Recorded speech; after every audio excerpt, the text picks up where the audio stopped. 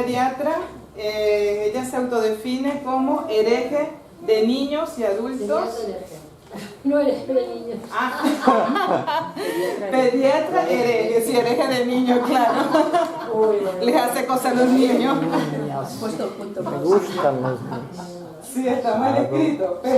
Pediatra, ¿no? Entonces sería pediatra hereje. Sí, bueno, es un poco una broma, pero bueno. Vale. Los niños me traen a sus padres para que trabaje con sus niños internos heridos. Y hereje, que etimológicamente significa libre de elegir.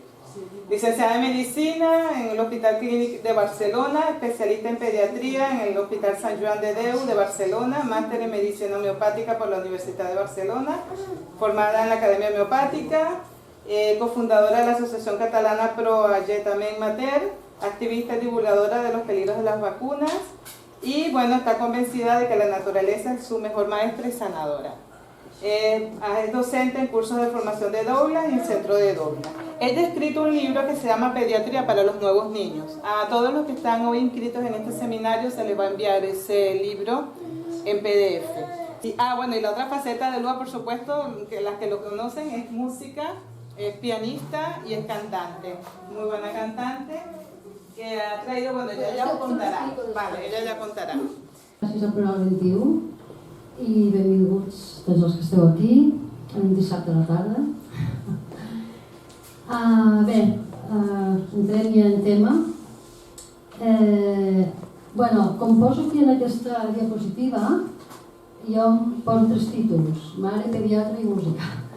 Mare ho he posat primer perquè d'alguna manera per explicar com potser és una de les facetes de la meva vida que més ensenyança m'ha donat, no? Que més m'ha fet treballar sobre mi mateixa. Evidentment també les altres, no? Però ser mare de 3 fills t'ensenya molt. I jo sempre dic que són els meus mestres, o un dels meus mestres més importants. Referent al títol, Pediatria del nou paradigma, és curiós perquè a vegades posar títols no és fàcil, no? I bé, alguna vegada havia posat aquest títol, però, curiosament, mentre estava preparant tot aquest material, em vaig trobar amb un llibre que es diu Ciència i Religió, de Ken Wilber, que no el coneixia, aquest autor, però que l'he llegit justament preparant tot aquest material i és prou interessant. I em va fer gràcia perquè quan jo ja tenia posat el títol, ell es carrega el nou paradigma. O sigui, el pren com el nou paradigma, és una mica com si parléssim de la New Age, de la gent que està molt en el món de l'espiritual, però d'una manera molt poca consistència, molt ingènua, no? I em va fer replantejar, dic, bueno, a veure si això que jo estic volent explicar, diguem, s'interpreta d'una altra manera. De manera que potser més endavant canviaré aquest títol, però de moment l'havíem deixat així perquè ja estava tot en marxa. Això és una mica, he fet com un petit guió de com està dividida la xerrada que faré. Primer parlo una mica de la ciència i la medicina actual i faig una mirada general. Després parlo del procés del malaltí. Després em centro una mica més en els nens. Després parlo una mica, diguem, somerament de la teoria microbiana per poder després afrontar el tema de les vacunes, que és una mica el que més últimament està present, però no és la meva activitat, no? I la meva activisme, perquè últimament hi ha molta demanda d'això. L'altre dia just vaig fer això que avui en dia hi ha youtubers d'aquests que fan entrevistes en directe, i vaig estar 3 hores amb un youtuber de Texas i un altre d'Argentina, en 3, i 3 hores parlant del tema de les vacunes, no? Que va fer una mica llarg, però bueno. Però vull dir que és un tema que, per exemple, per tal com estan les coses a Argentina i en general al món, hi ha molta demanda, molta necessitat de parlar d'aquest tema. Està penjat aquesta entrevista? Jo, a qui li interessi li puc passar el link, perquè està a YouTube, sí, està penjada. Bé, comencem. Diu aquest, Ken Wilber, diu que la ciència està experimentant un canvi de paradigma de proporcions extraordinàries congruent amb les realitats espirituals. I aquest nou paradigma, ell explica en el seu llibre, ha d'unir la ciència i la religió per primera vegada en la història i que així això augura una transformació global del món. Quan ell parla de religió, sembla que parli de les religions organitzades, però no parla d'això. Ell parla de l'aspecte, diguem, espiritual, moral, i diu ell a vegades, ètic, de valors, no? Del nostre món, de la societat, que és el que realment li falta, si ens explica, a lo que és la ciència mal entesa, que és la ciència que impera avui en dia. Llavors, la pregunta és per què hauríem de canviar de paradigma o de mètode? Un paradigma és un mètode, una manera de funcionar, no? Al principi perquè tot ho demana, perquè l'evolució que estem tenint com a planeta, com a societat, inclús a nivell còsmic, està demanant un canvi. Hi ha molts indicis que ens ho fan veure, no? Estarem com un salt evolutiu, en aquests moments és molt, molt intens, jo ho sento molt intens, i la gent que més o menys jo estic en contacte, que ens fixem en aquests temes, ho estem detectant molt. Per tant, tot va cap aquí i és allò que diuen que hi haurà un canvi sí o sí, vull dir que qui vulgui sumar-se i qui vulgui fluir amb aquest canvi fantàstic i qui no ho passarà malament, no? Llavors, per què canviar de paradigma o mètode? Perquè el mètode que aconsegueixi millors resultats és el millor. En el cas de la salut seria el mètode que és més eficaç, no? La màxima eficàcia. Llavors, per exemple, a mi concretament, en el tema de les malalties, això, jo vaig fer tota la formació, com deia l'Elba, vaig passar pel tubo acadèmic, pel túnel acadèmic total, m'ho vaig creure tot, el que m'explicaven, però en un moment donat, justament quan estava fent pediatria, vaig entrar en una espècie de crisi en la qual no em creia res del que estava fent, no entenia el que estaven fent com a metges, jo veia que no curaven, i em vaig quedar com allà penjada en aquesta espècie de crisi un temps que inclús inclús em parlaven i em deien, però mira, hi ha altres opcions, per exemple l'homeopatia i tal, i ni tan sols volia saber d'això, no? Però en un moment donat, a vegades et fa un clic intern i dius, vaig entrar a una llibreria, vaig veure un llibre que posava homeopatia i el vaig agafar. Al cap d'un temps me'l vaig llegir i allà, en aquest llibre, va ser on de sobte vaig tindre com una il·luminació d'aquelles a nivell professional, de dir, clar, perquè sobretot la part introductòria del llibre, no tant després ja el mètode concret de l'homeopatia, m'estava explicant un enfoc molt diferent de la medicina que a mi m'havien explicat. I era un enfoc holístic, un enfoc que té en compte a tot el ser, a la persona en totes les seves dimensions, no? I jo vaig dir, és això, ho vaig tindre claríssim. I allà va ser quan em vaig posar a estudiar homeopatia. Això ho dic perquè quan estava abans, que era el vell paradigma, que és el que està imperant encara, no? I això és evident, després ja ho veurem també en algun moment, que en realitat és una medicina que no cura, que no funciona, no? I per tant, anem a buscar alguna més eficaç, per això ja seria el primer motiu per canviar, no? Després, quan un mètode és millor que un altre, quan pren com a efecte el que l'altre, l'antic, pren com a causa. I aquí l'exemple que seria millor seria, per exemple, de la teoria microbiana. Perquè resulta que el vell paradigma que considera que els microbis, les bactèries, els virus, els fongs són les causes de les malalties, no? I resulta que el nou paradigma, o moltes de les, com ho diríem això, dels enfocs que hi ha, de les diferents visions de la medicina holística, que són diferents, però que totes tenen això en comú, estan dient, i sobretot quan la gent que qüestiona la teoria microbiana, estan dient que no, o sigui, els gèrmens no són la causa de les malalties, són una conseqüència de les malalties i són en tot cas un procés entremig que està ajudant a la curació. Per tant, això seria l'exemple en aquest sentit de que un pren com a efecte el que l'altre pren com a causa. I en tercer lloc seria que un metge és millor que un altre quan detecta una causa més subtil que la detectada per l'antic, no? I això tornem altra vegada al mateix, o sigui, a la medicina convencional només mira la part física, no? Només mira el cos físic, les conseqüències visibles i evidents, i en realitat les altres medicines que són més avançades, no? Perquè estan ja contemplant els altres aspectes com són l'energètic, el mental, el psicològic, l'emocional, tot això, estan parlant de causes més subtils i en realitat està demostradíssim que qualsevol malaltia física, qualsevol, comença sempre en un plano més subtil. Vale?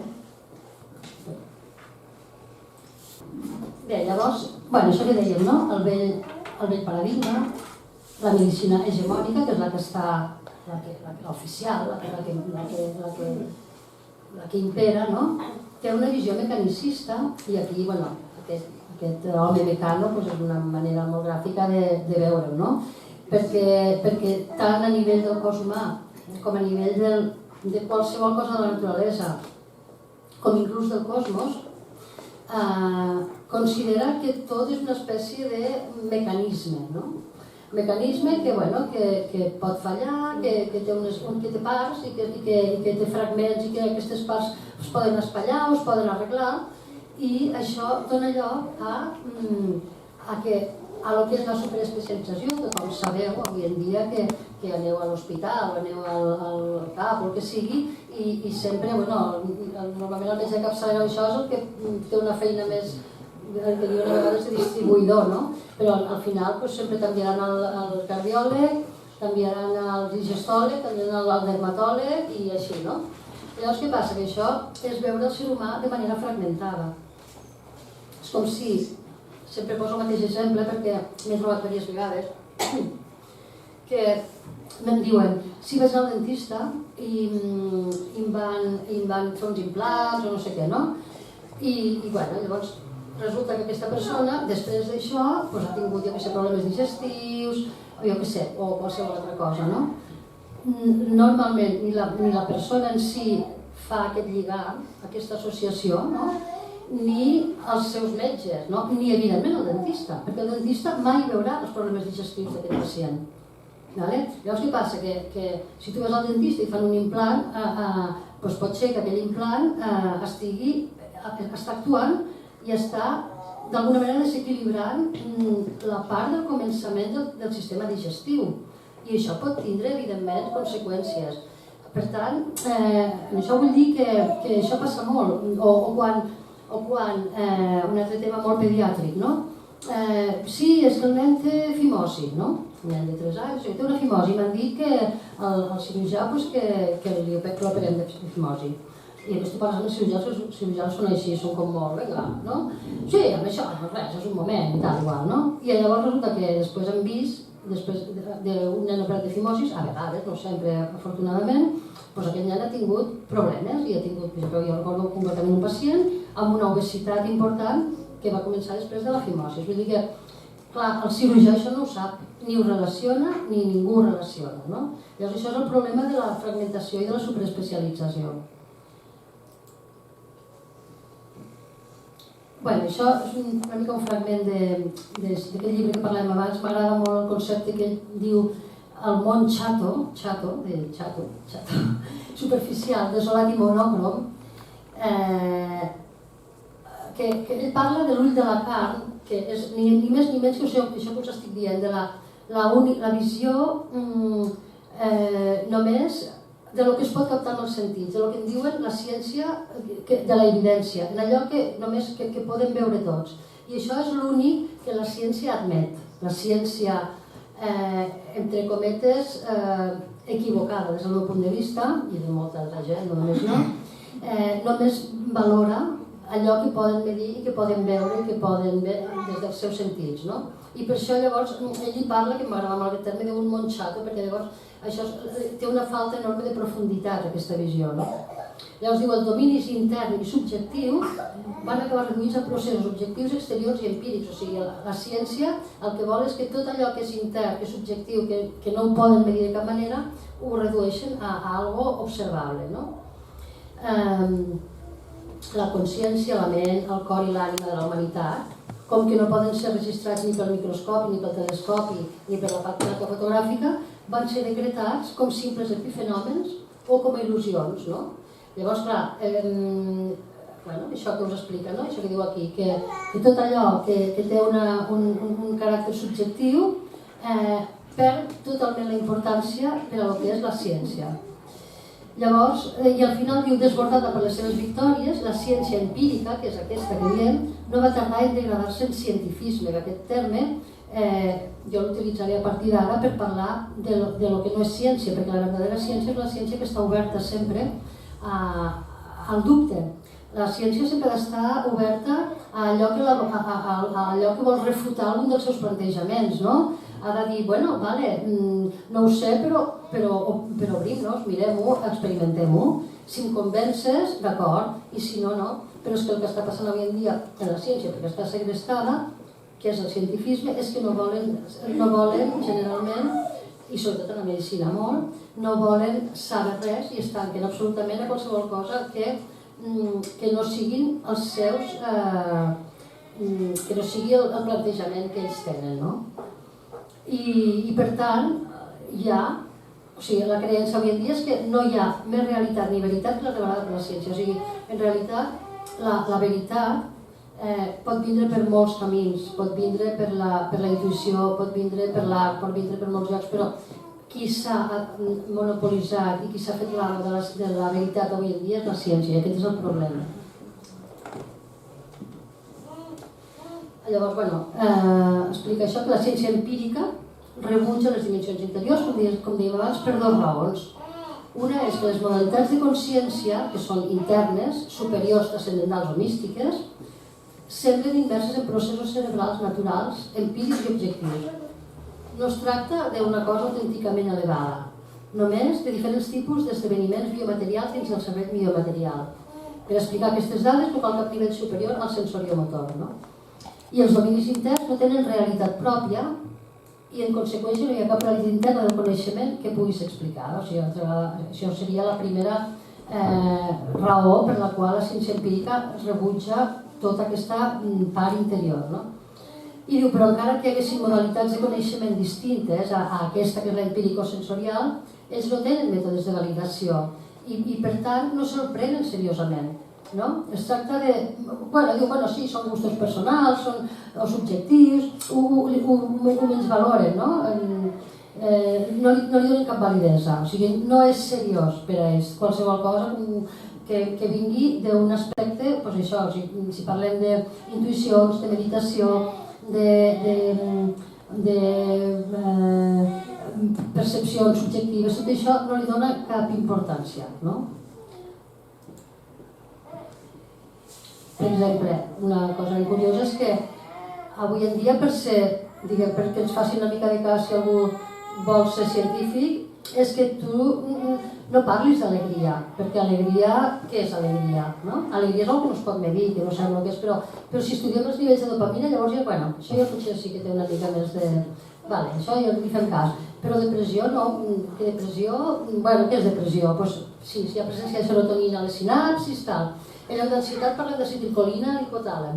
Per tant, tot allò que es pugui calibrar empíricament és allò que se li fa cas, però en realitat no poden acceptar aquests conceptes tan vagos i tan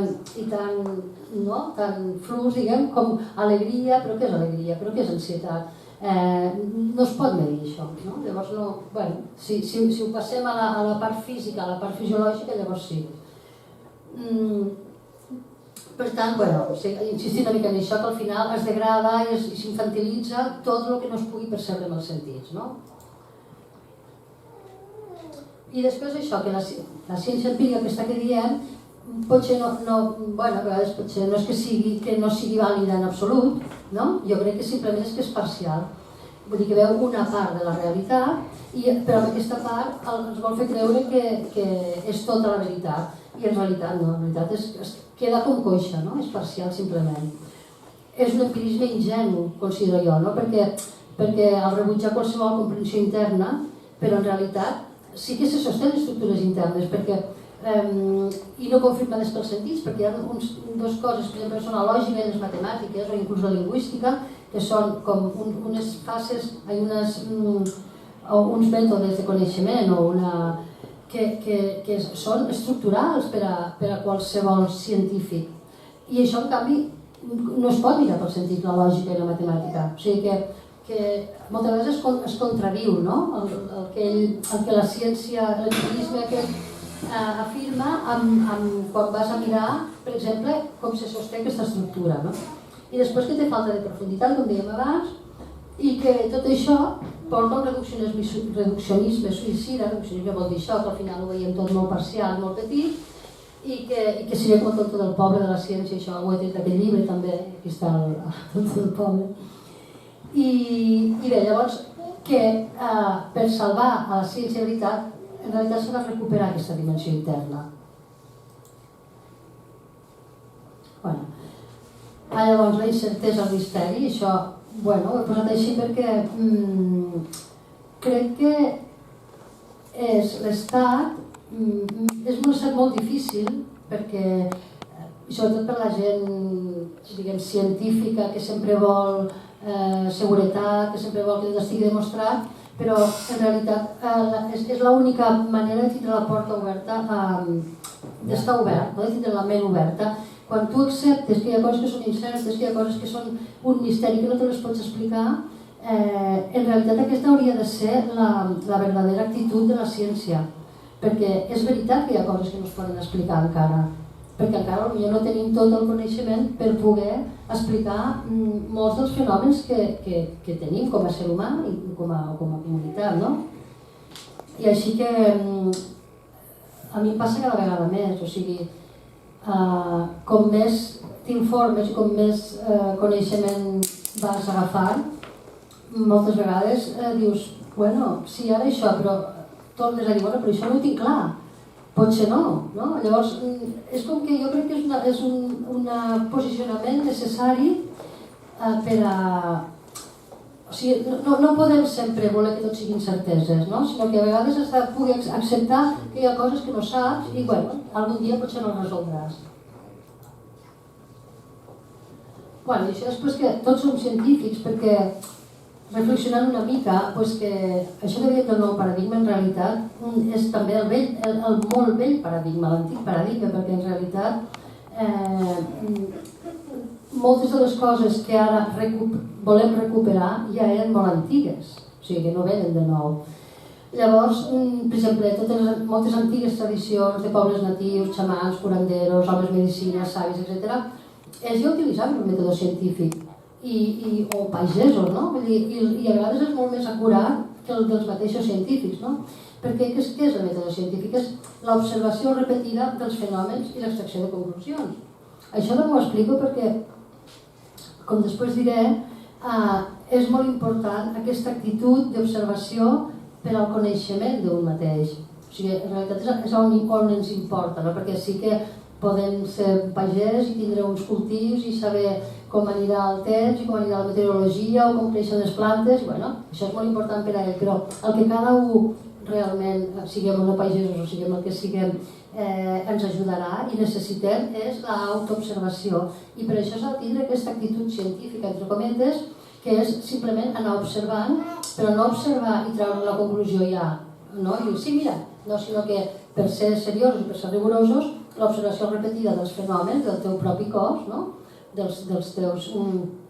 què m'està passant, o dels teus pensaments, o les teves emocions, això és el que... I al final això pots treure conclusions i pots... I és el que és el camí de l'autoconeixement. I en la salut, per mi és el camí més vàlid, no? Llavors, bueno, això que dèiem, no? Que els pagesos coneixien la meteorologia, les herbes, l'agricultura, i perquè, clar, a més ells, per exemple, els pagesos estan en connexió constant amb la natura i això facilita molt perquè l'allunyament que tenim a les ciutats de la natura és enorme i això ens distancia, no? de la natura i de nosaltres mateixos també. I llavors ells, com normalment tenen aquesta calma, els pagesos són observadors, són receptius, estan allà, no tenen que demostrar res, s'ho miren i treuen conclusions. Jo sempre em fa gràcia un exemple Jo soc de Tortosa. I resulta que allà hi ha, igual que a l'Empordà i a la Tramuntana, allà baix tenim el mestral, és el mestral que allà en diem el vent de dalt. Hi ha molt vent allà, o sigui, és una zona molt ventosa també, no? Vent una mica diferent de l'altre, però bueno. I allà, tota la vida, jo des de petita, la meva mare i tothom, deien, mira, allà està la sella del vent. Abans que comences a fer vent, a les muntanyes que hi ha allà, que són al port, es posaven uns núvols, que deien la sella del vent, i que es quedaven allà quiets. Llavors, clar, això és un fenomen físic meteorològic, que no cal estudiar cap carrera de meteoròleg per saber que això és així. Vull dir que és un petit exemple de com la ciència no és algo que només tinguin uns quants, no? Que són els que s'anomenen científics, sinó que és en realitat una actitud que qualsevol persona pot tindre accés, és accessible a qualsevol. I després, bueno, per una mica acabar aquesta cosa, pues, allò que també en diuen el pensament màgic, que avui en dia és un terme que també s'utilitza bastant, no? I més en política últimament l'he sentit molt, el pensament màgic. Pues el pensament màgic no és res més que és el pensament infantil una mica, no? De que la màgia és possible. Llavors, en realitat és la manera de crear. Quan creem alguna cosa, primer la desitgem, un nen, per exemple, desitja una cosa i és la manera, és la primera fase de la creació d'alguna cosa. Un projecte, és que a més, un projecte, jo que sé, empresarial, no? Aquests empresaris que són gent molt creativa i que posen en marxa una cosa i que els hi surt bé, doncs com us penseu que ha començat la cosa? La cosa ha començat en un pensament màgic, segurament, perquè faré aquesta empresa que és molt innovadora i que ningú se l'havia acudit abans i funciona molt bé perquè és una cosa molt nova, doncs molta gent segur li dit això no funcionarà, això tal i qual. Doncs el pensament màgic és la primera fase de la creació. Llavors, la màgia, dic aquí, la màgia no és res més que lleis universals que encara no s'han pogut demostrar per l'evidència. No parlo, evidentment, de la màgia dels il·lusionistes, dels mags que ens fan trucs, Parlo del que se'n diuen fenòmens que la gent diu això és màgic, què ha passat, no? A vegades sincronicitats, coses que et passen a la vida. Doncs això té explicacions des de les lleis universals que encara no han pogut demostrar. Però bueno, si vas amb això està ridiculitzat, com a infantil, persones supersticioses, està menyspreat, perquè això fa por als cientifistes, perquè ells necessiten controlar i això no ho poden controlar. Bueno, aquí està el Colombo. Això que dèiem abans, de l'actitud científica verdadera seria l'observació, però l'observació ha d'estar lliure de preconceptes o de prejudicis, o sigui, has de poder lliurar al màxim dels programes i de les creences que ja tens per poder observar de veritat, no? De manera neutral.